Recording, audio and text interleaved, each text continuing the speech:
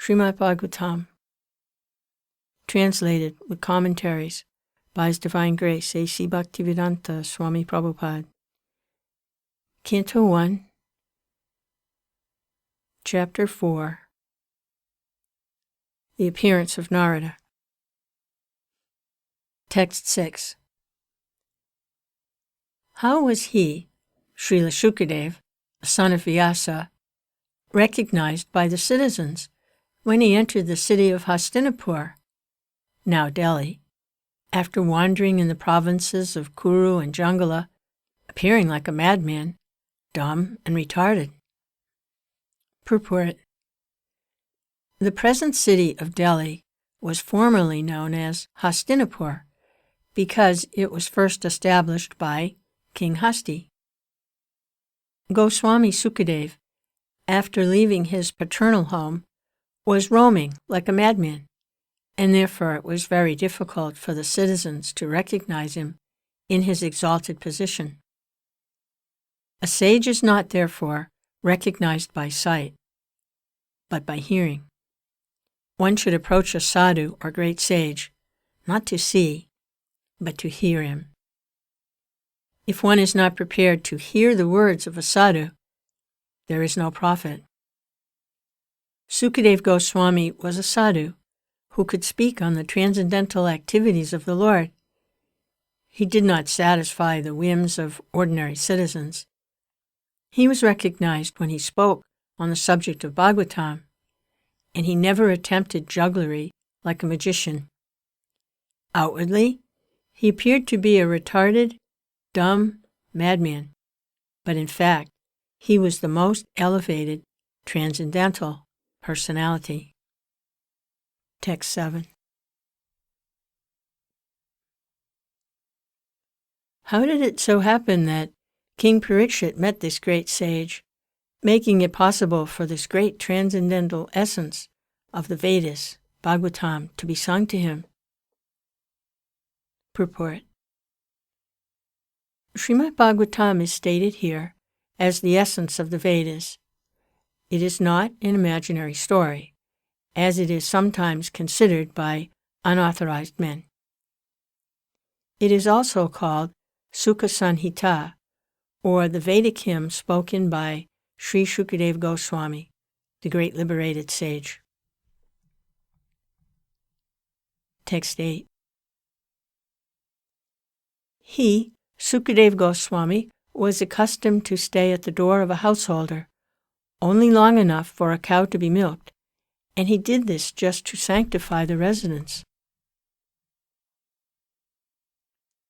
Purport. Shukadev Goswami met Emperor Parikshit and explained the text of Srimad Bhagavatam. He was not accustomed to stay at any householder's residence for more than half an hour at the time of milking the cow, and he would just take alms from the fortunate householder. That was to sanctify the residence by his auspicious presence. Therefore, Sukadev Goswami is an ideal preacher, established in the transcendental position. From his activities, those who are in the renounced order of life and dedicated to the mission of preaching the message of Godhead should learn that they have no business with householders, save and except to enlighten them in transcendental knowledge. Such asking for alms from the householder should be for the purpose of sanctifying his home. One who is in the renounced order of life should not be allured by the glamour of the householder's worldly possessions and thus become subservient to worldly men. For one who is in the renounced order of life, this is much more dangerous than drinking poison and committing suicide. Text 9. It is said that Maharaj Parikshit is a first-class devotee of the Lord, and that his birth and activities are all wonderful. Please tell us about him. Purport.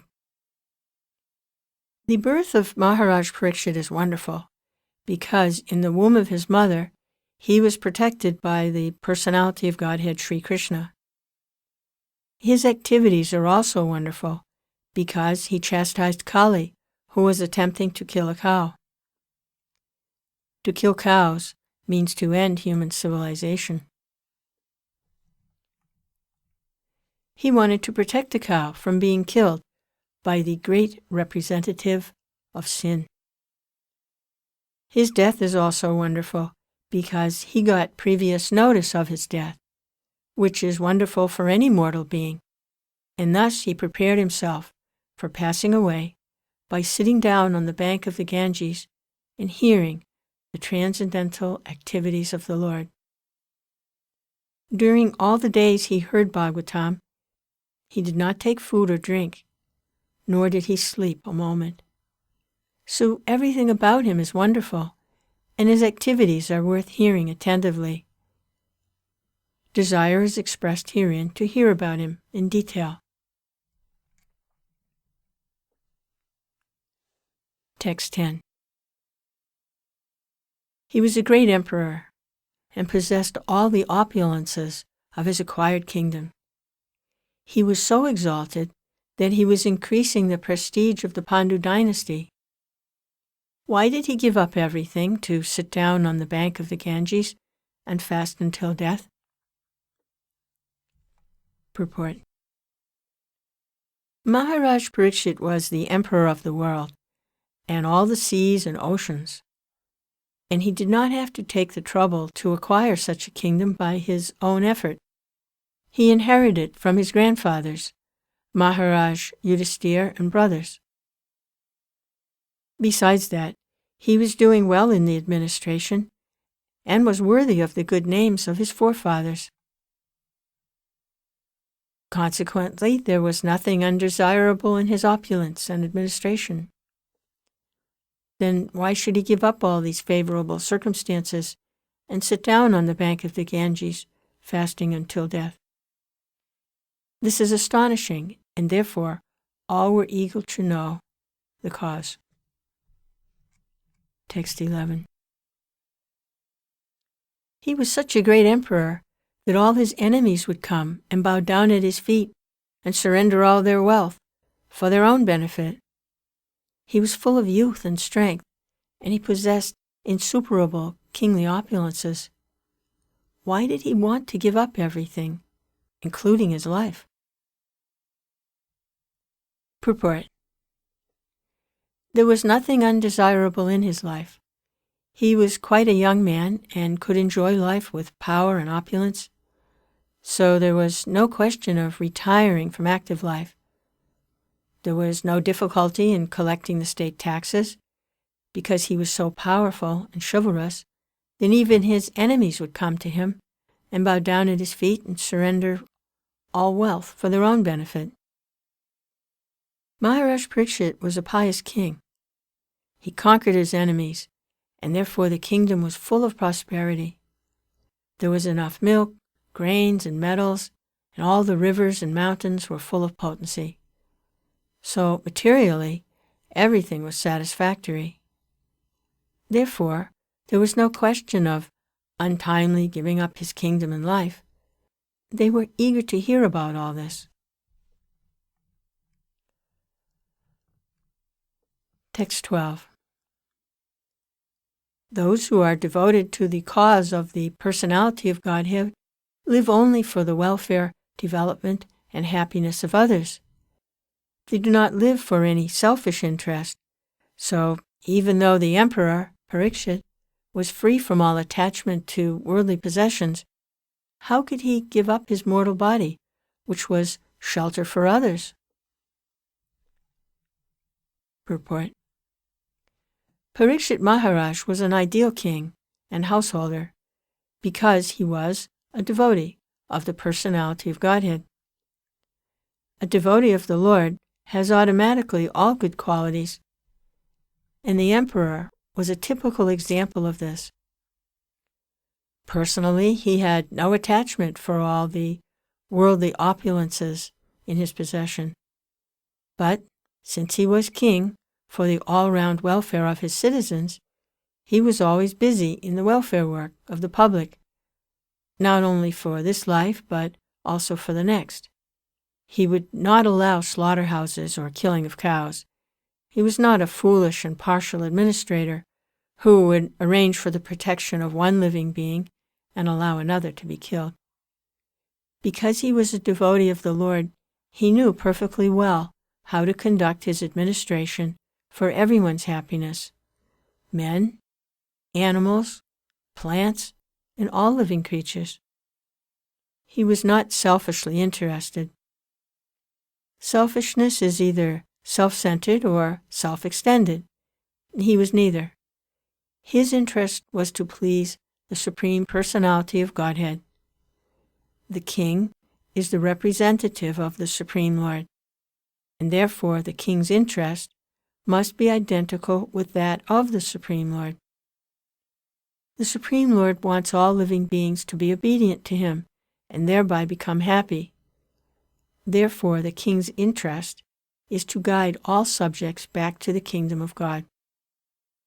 Hence, the activities of the citizens should be so conducted that they can, at the end, go back home, back to Godhead. Under the administration of a representative king, the kingdom is full of opulence. At that time, human beings need not eat animals. There is ample food, grains, milk, fruit, vegetables, so that the human beings, as well as the animals, can eat sumptuously and to their heart's content.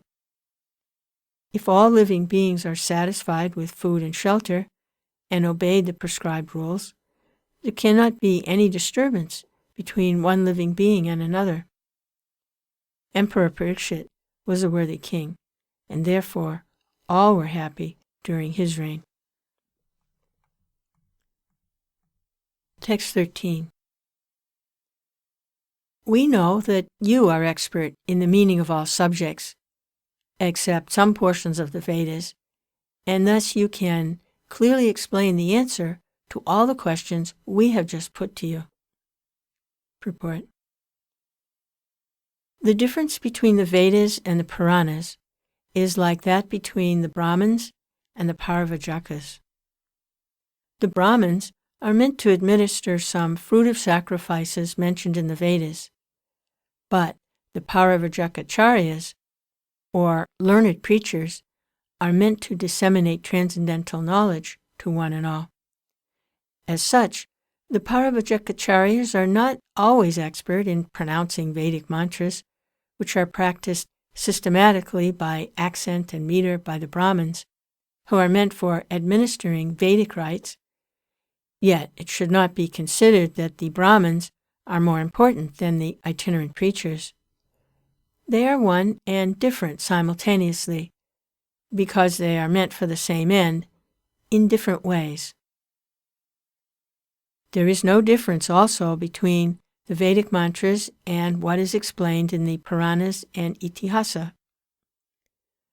According to Srila Jiva Goswami, it is mentioned in the Madhyadina Shruti that all the Vedas, namely the Sama, Atharva, Rik, Yajur, Puranas, and Itihasas, Upanishads, etc., are emanations from the breathing of a Supreme Being.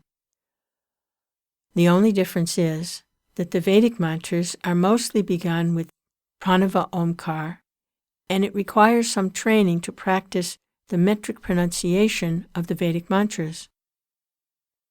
But that does not mean that Srimad Bhagavatam was of less importance than the Vedic mantras. On the other hand, it is the ripened fruit of all the Vedas, as stated before. Besides that, the most perfectly liberated soul, Srila Shukadeva Goswami, is absorbed in the studies of the Bhagavatam, although he is already self-realized. Srila Sutta Goswami is following his footsteps, and therefore his position is not the least less important because he was not expert in chanting Vedic mantras with metric pronunciations, which depends more on practice than actual realization. Realization is more important than parrot-like chanting. Text 14. Sutta Goswami said, when the second millennium overlapped the third, the great sage Vyasadeva was born to Parasara in the womb of Satyavati, the daughter of Vasu. Purport. There is a chronological order of the 4 millenniums, namely Satya, Dvarpa, Treta, and Kali. But sometimes there is overlapping. During the regime of Vaivasvata Manu, there was an overlapping of the 28th round of the 4 millenniums, and the 3rd millennium appeared prior to the 2nd. In that particular millennium, Lord Krishna also descends, and because of this there was some particular alteration. The mother of the great sage was Satyavati, the daughter of the Vasu, fisherman, and the father was the great Parasara Muni. That is the history of Vyasadeva's birth. Every millennium is divided into 3 periods, and each period is called a sandhya. Vyasadeva appeared in the 3rd sandhya of that particular age.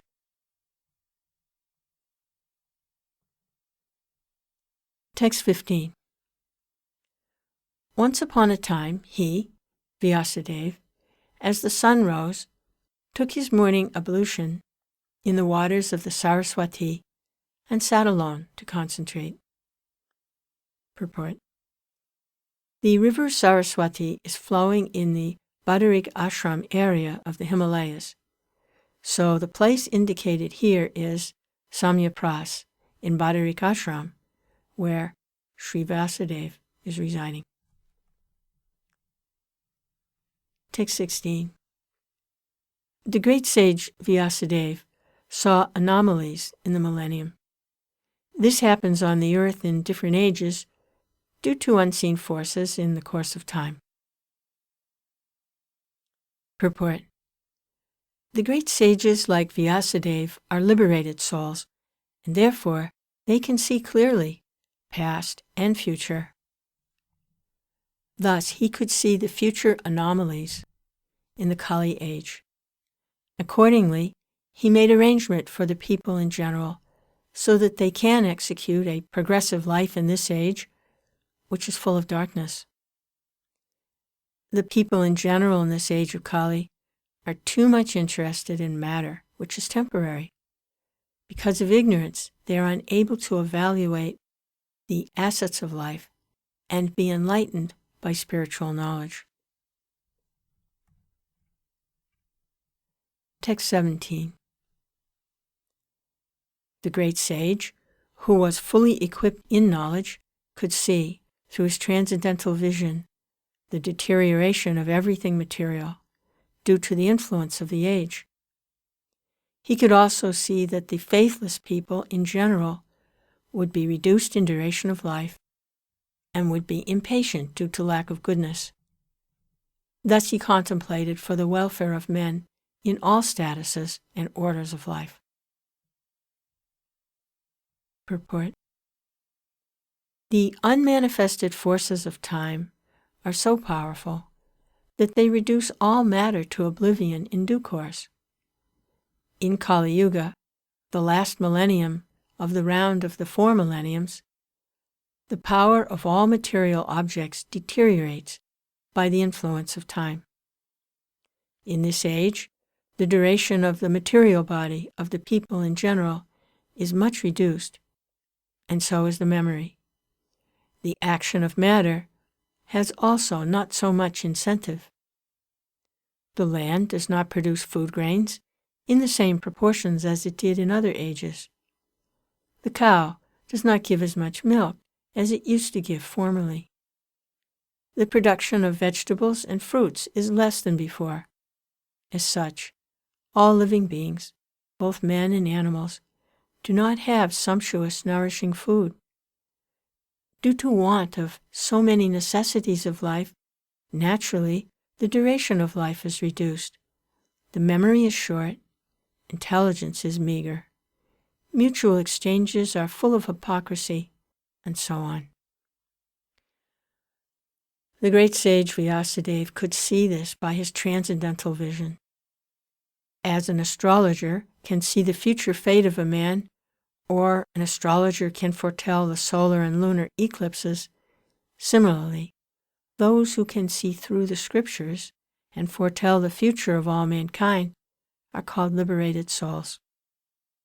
They can see thus due to their sharp vision of spiritual attainment. And all such transcendentalists who are naturally devotees of the Lord are always eager to render welfare service to the people in general. They are the real friends of the people in general, not the so-called public leaders who are unable to see what is going to happen 5 minutes ahead. In this age, the people in general, as well as their so-called leaders, are all unlucky fellows, faithless in spiritual knowledge and influenced by the age of Kali. They are always disturbed by various diseases. For example, in the present age there are so many TB patients and TB hospitals. But formerly this was not so, because the time was not so unfavorable. These unfortunate men of this age are always reluctant to give a reception to the transcendentalists who are representatives of Srila Vyasadeva, and selfless workers always busy in planning something which may help everyone in all statuses and orders of life.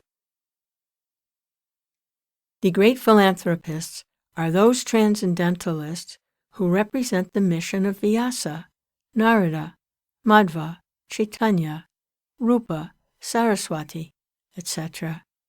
They are all one and the same. The personalities may be different, but the aim of the mission is one and the same, namely, to deliver the fallen souls back home, back to Godhead. Text 19.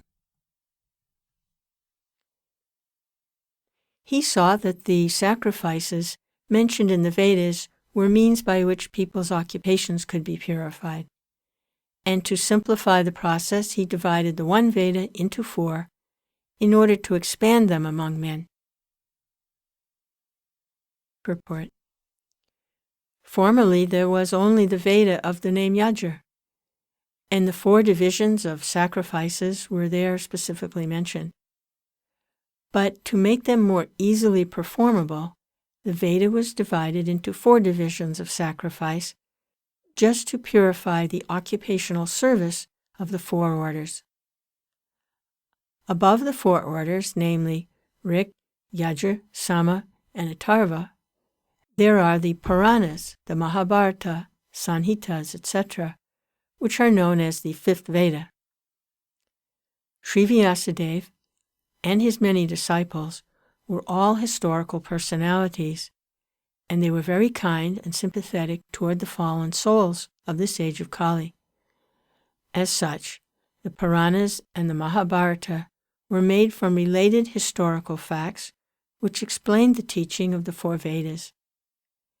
There is no point in doubting the authority of the Puranas and Mahabharata as parts and parcels of the Vedas. In the Chandogya Upanishad, the Puranas and Mahabharata, generally known as histories, are mentioned as the 5th Veda. According to Sri Jiva Goswami, that is the way of ascertaining the respective values of the revealed scriptures. Text 20. The 4 divisions of the original sources of knowledge, the Vedas, were made separately, but the historical facts and authentic stories mentioned in the Puranas are called the 5th Veda. Text 21.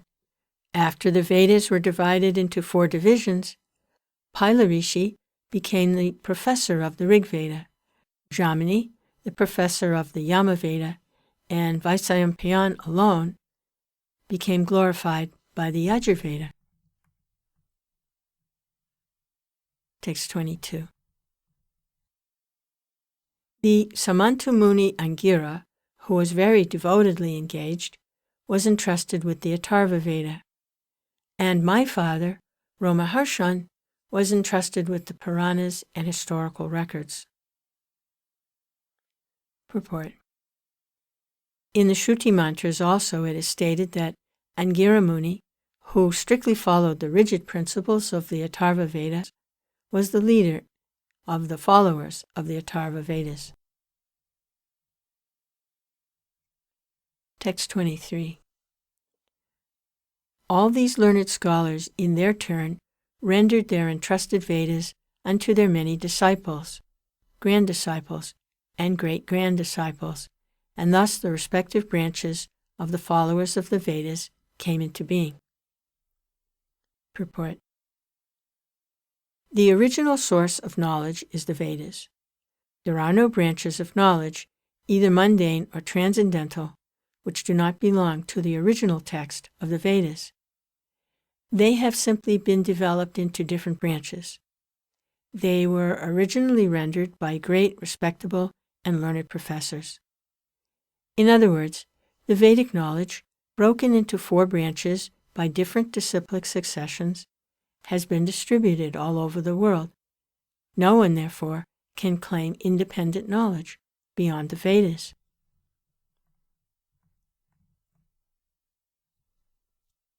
Text 24. Thus, the great sage Vyasadeva, who is very kind to the ignorant masses, edited the Vedas so they might be assimilated by less intellectual men.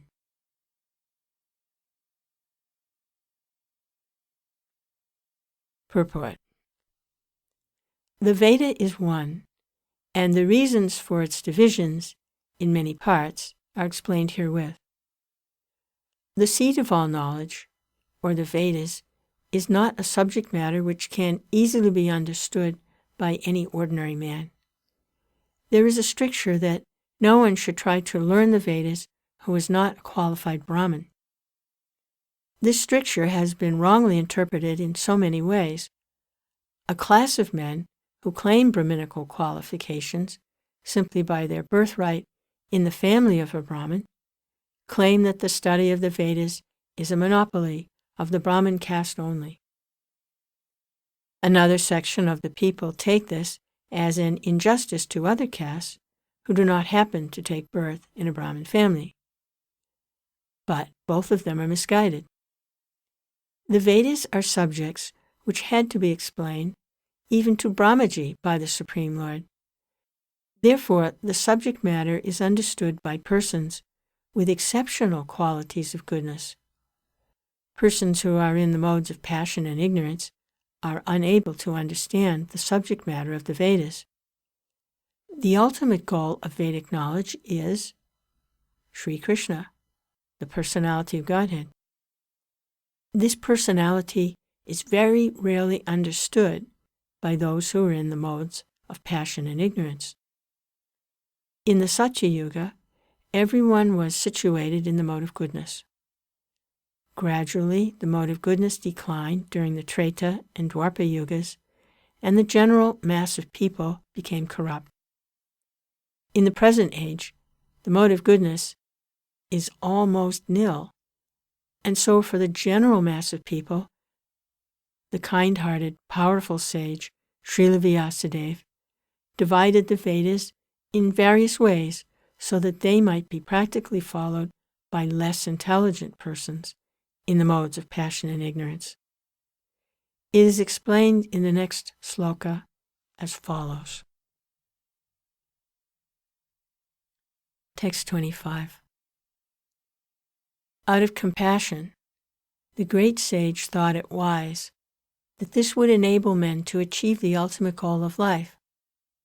Thus, he compiled the great historical narration called the Mahabharata for women, laborers, and friends of the twice-born. Purport. The friends of the twice-born families are those who are born in the families of Brahmins, Kshatriyas, and Vaishyas, or the spiritually cultured families, but they themselves are not equal to their forefathers. Such descendants are not recognized as such for want of purificatory achievements. The purificatory activities begin even before the birth of a child, and the seed-giving reformatory process is called Garbhadan Samskar. One who has not undergone such Garbhadan Samskar, or spiritual family planning, is not accepted as being of an actual twice-born family. The Garbhadan Samskar is followed by other purificatory processes, out of which the sacred thread ceremony is one. This is performed at the time of spiritual initiation. After this particular samskar, one is rightly called twice-born. One birth is calculated during the seed-giving samskar, and the second birth is calculated at the time of spiritual initiation. One who has been able to undergo such important samskars can be called a bona fide twice-born. If the father and the mother do not undertake the process of spiritual family planning and simply beget children out of passion only, their children are called Dvijabandhus. These Dvijabandhus are certainly not as intelligent as the children of the regular twice-born families. The Dvijabandhus are classified as Sudras, and the woman class, who are by nature less intelligent. The Sudras and the woman class do not have to undergo any samskara, save and except the ceremony of marriage. The less intelligent classes of men, namely women, Sudras, and unqualified sons of the higher castes, are devoid of necessary qualifications to understand the purpose of the transcendental Vedas. For them, the Mahabharata was prepared. The purpose of the Mahabharata is to administer the purpose of the Vedas, and therefore within this Mahabharata, the summary Veda of Bhagavad Gita is placed. The less intelligent are more interested in stories than in philosophy, and therefore the philosophy of the Vedas, in the form of the Bhagavad Gita, is spoken by the Lord Sri Krishna. Vyasadeva and Lord Krishna are both on the transcendental plane, and therefore they collaborated in doing good to the fallen souls of this age. The Bhagavad Gita is the essence of all Vedic knowledge. It is the first book of spiritual values, as the Upanishads are. The Vedanta philosophy is the subject matter for study by the spiritual graduates. Only the postgraduate spiritual student can enter into the spiritual or devotional service of the Lord. It is a great science, and the great professor is the Lord Himself, in the form of Lord Sri Chaitanya Mahaprabhu, and persons who are empowered by Him can initiate others in the transcendental loving service of the Lord.